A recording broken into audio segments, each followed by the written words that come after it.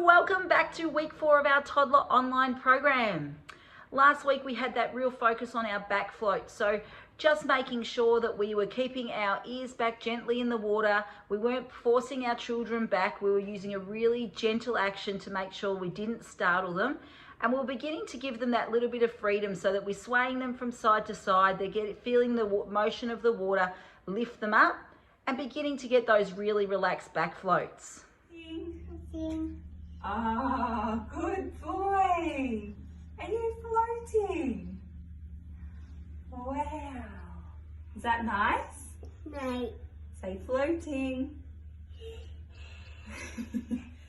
Today in the toddler program, we're going to work on our kicking. Now, the first step in our kicking is that we do something called patterned kick. Now, when we do the pattern kick, the parent holds the child's feet and they actually lift them up and down. Now, I'm just going to come closer so you can see that. When we're lifting them up and down, what we're doing is getting the big toes to rub against each other.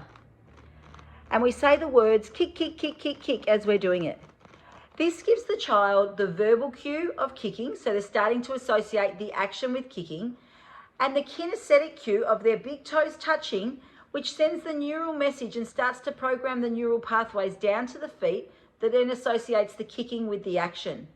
So when you're at home in the bath, if your child's happy to lie down on their own, that's great. If not, just using the words kick, kick, kick, kick, kick, and get them to start to practice that action.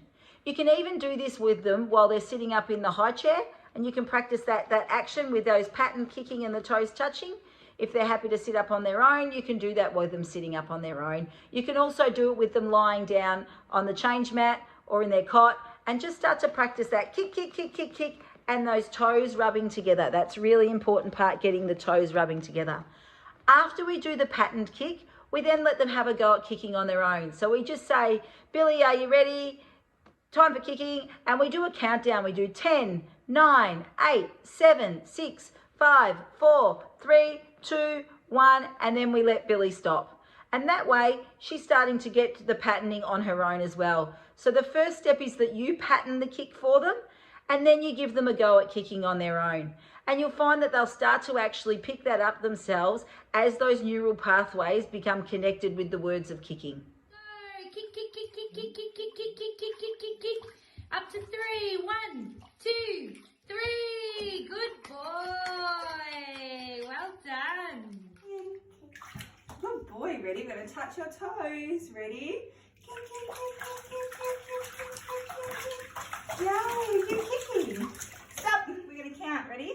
Kicking. Kick, kick, kick, kick, kick. 10, 9, 8, 7, 6, 5, 4, 3, 2, 1. Stop. Yay. How clever are our little kickers there? As you can see in the videos, the swimmers were actually able to pattern the kick themselves after having practiced it with the parents doing that kinesthetic kicking. So just remember, big toes touching, legs together up and down, using the words kicking as we do it so that your child begins to really understand that process of going from the brain to the toes, saying when I hear the word kicking, I know that my toes have to touch. So enjoy that this week. Kicking can be a little bit splashy in the bath, but it's also super fun. So make sure when you're doing your countdown, you create some excitement with it. Do the, okay, are we ready? Fast kicking, go. 10, 9, 8, 7, 6, 5, 4, 3, 2, 1, stop. And just make some excitement about it. You'll find the kids really enjoy that part of the program and that part of bath time where they get to make a splash and a little bit of a mess. Have a great week and we'll see you next week.